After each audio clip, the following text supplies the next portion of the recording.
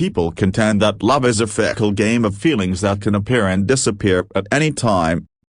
That more crucially, love can expand swiftly when there is money. Although it's a fact to behold, but in my own case, it was not so, because I clothed and fed him. I didn't love him for money. Anyways. Do you still want to leave me and marry him? Mandy asked as I went to visit him. I mean, is it because I don't have money? Or because my face isn't as attractive as his? He asked. Tell me, do you really think I'll never be wealthy? Or is it because of your pompous father? Or your useless brother? Oh, come on babe, I thought you're wiser. I thought upon the school you've been through, that there is a little sense in you. I never knew that you're a moron. Please leave my house and never come back again. He said. Leave? Are you mad? I say I'll leave, and never return. Mandy yelled. How do you mean? I swiftly asked, but his face was so intimidating.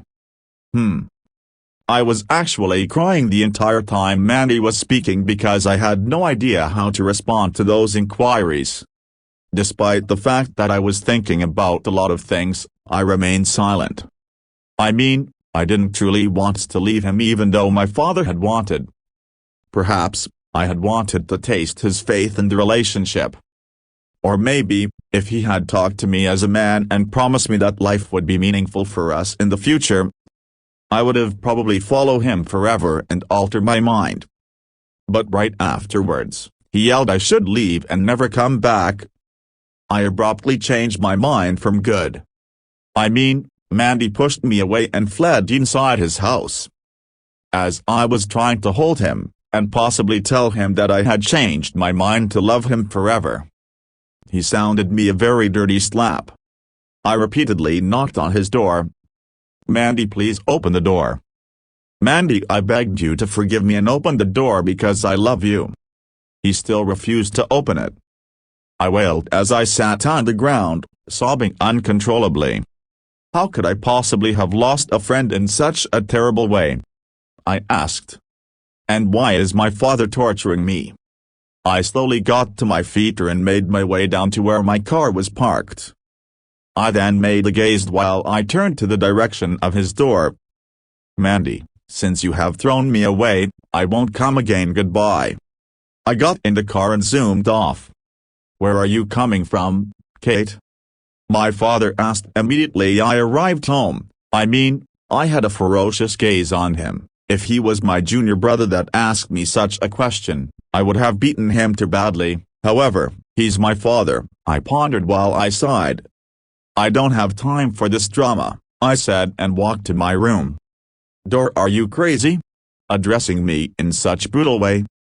I jiggled the door. I had spent the entire day inside my room crying and pondering why would love act in this manner, and why would understanding so cost in the love market. I was wondering if I'm the only one noticing this, or are there others? I mean, I was merely explaining to him that my father wants me to wed someone else and how poorly treated I had been at home. Instead of helping me and probably giving me hope that tomorrow was going to be beautiful, he rather chased me away. Anyway, as I was thinking and contemplating on how to go about this, I heard a knock on my door. Who's there? I asked. Sister, it's me, Junior. Oh, that's my junior brother, I pondered. What do you want? I asked. Uncle Calvin is here to see you. He replied. I don't want to see anyone. Just tell him that. I blurted. No, sister. He came here since and says he wants to see you. Junior insisted. Are you nuts, Junior? Do you not comprehend what I'm saying? I'll beat you if I manage to get you there. I yelled at Junior and he left. Oh, so he came since, Kelvin my foot, coming to see his big head, I sarcastically said and sighed. As I was thinking, it swiftly came on me as if a cold water was poured on my head and I suddenly came to my senses. Wait, I yelled inaudibly. Am I really so dumb? Like, am I truly alright? I asked. Am I supposed to mourn over a spoiled milk? I mean, why would I possibly do that? Normally, what has Mandy given to me since I ever dated him? I mean, has he given me anything like other men do to their girlfriend? A man whose rent I've been paying, feeding, and clothing? Do I just weep for him? I pondered. He is of no importance to me, I said with a little disappointment on my face. No. I really need to borrow some senses and quit the ridiculous crying and thinking for a man who never worth it, I pondered while cleaning my tears and abruptly got out of my bed to go see Calvin. However, before I got to the door, he had already entered his car and zoomed off. I sighed angrily as my eyes and my father jumped. Although my father's expression was so horrifying that I had to run back to my room. God, please let him not change his mind, I said as I made up my mind to call him. But won't he feel pompous if I call? I pondered. Anyways. When I entered my room, I picked my phone to call him and probably apologize for everything I had done to upset him. For he has received my snobbery virtually every day because of ungrateful Mandy. And I have therefore come to understand that he is a nice man, and every woman's dream.